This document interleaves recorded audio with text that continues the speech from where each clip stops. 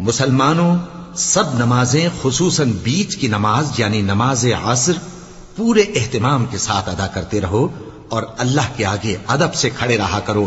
پھر اگر تم خوف کی حالت میں ہو تو پیادے یا سوار جس حال میں ہو نماز پڑھ لو.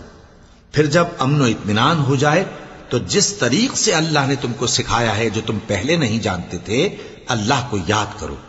اور جو لوگ تم میں سے مر جائیں اور عورتیں چھوڑ جائیں وہ اپنی عورتوں کے حق میں وصیت کر جائیں کہ ان کو 1 سال تک خرچ دیا جائے اور گھر سے نہ نکالی جائیں. ہاں اگر وہ خود گھر سے چلی جائیں اور اپنے حق میں پسندیدہ کام یعنی نکاح کر لیں تو تم پر کچھ گناہ نہیں. اور اللہ زبردست ہے، حکمت والا ہے.